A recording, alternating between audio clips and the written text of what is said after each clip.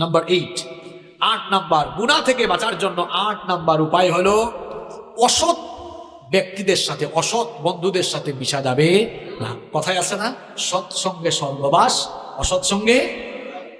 এই জন্য যুবক তরুণ ভাইয়েরা, সিগারেট খুর, ইয়াবা খুর, বাবা খুর, এদের সাথে মিশিও না।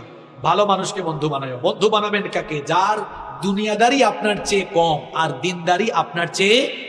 আবারও বলছি, বন্ধু বানাবেন কাকে? যার দুনিয়াদারি আপনার চেয়ে কম আর দিনদারি আপনার চাইতে। আমি জানি মাহফিলে অনেক ভাইরা আসেন গুনাহ করতে করতে, এই গুনাহ নিয়েই আসেন। তারা হয়তো এখন আমার কথা রাগ করছে, হুজুর আমরা খারাপ কাজ করি বলে কেউ কি আমাদের বন্ধু হবে না? হবে। আপনাদের বন্ধু আমরা।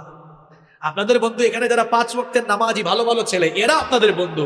আমরা আপনাদেরকে দাওয়াত দিয়ে দিয়ে, মাথায় হাত দিয়ে দিয়ে, বুকে টেনে টেনে নামাজি বানাবো ইনশাআল্লাহ।